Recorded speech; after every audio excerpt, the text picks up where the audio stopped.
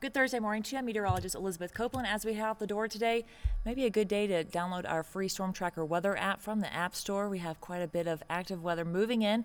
This morning, though, pretty calm. A few clouds do roll in. We do warm up quickly once again today. In the 60s already by 11 a.m., into the 70s even for the capital city this morning. But this afternoon, it all changes. So we do have a few of those showers still developing across western Montana as a cold front starts to make its way in.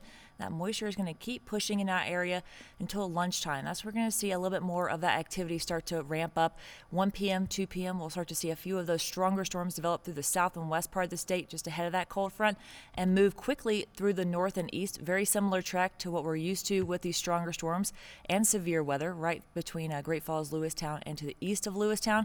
Can't rule out a few of those stronger storms moving through some of those major cities.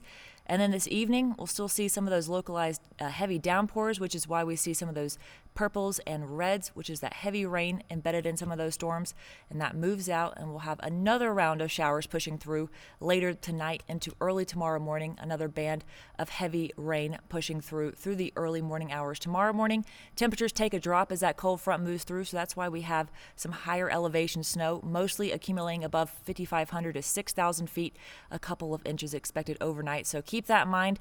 In upper elevations, if you're out there backcountry hiking, changes are going to come quickly this afternoon and evening to those weather conditions. For central Montana, conditions will change quickly with those fast-moving storms and very strong storms. Severe outlook today, still under that slight risk for central Montana. We'll have some scattered severe storms there, short-lived but still scattered, and then isolated severe storms through the north and east and just on the outskirts of that slight risk chance as well. And those will be a little bit more of those isolated chances, so a little bit smaller chance for those severe storms and just pockets of those places in the darker green. So we'll keep that in mind as we head out the door today. But how does severe weather happen? Well, we have that cold front moving in and will be pretty warm this afternoon, back in the 70s, some low 80s, and that cold air is going to wedge up that warm air. So warm air is going to rise as cold air scoots in underneath. It's going to rise with that moisture and hit what we call an LCL, or lifting condensation level, and that's how clouds are formed. That rain or that moisture turns into those clouds and hits that colder upper atmosphere, and then we have some very rapid changing conditions as that LCL is hit, and we'll have a lot more of that moisture rising and much warmer air, so we'll have a lot more of those stronger storms. And with that, we have shear, which is upper level wind, and then that strong updraft continues, which is how we get severe storms. So gusts of 58 miles per hour or more, hail of an inch or more, and then possible tornado formation, which is not likely today.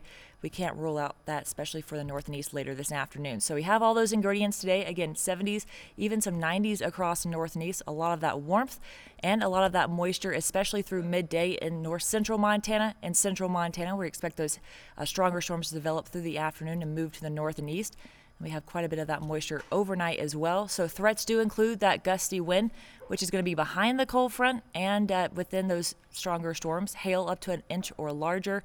Those stronger storms could produce up to larger than 1 inch, about 1.75 inches there.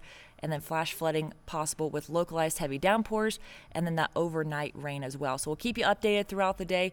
Again, our mobile downloads are possible with Storm Tracker Weather on Google Play and Apple Store.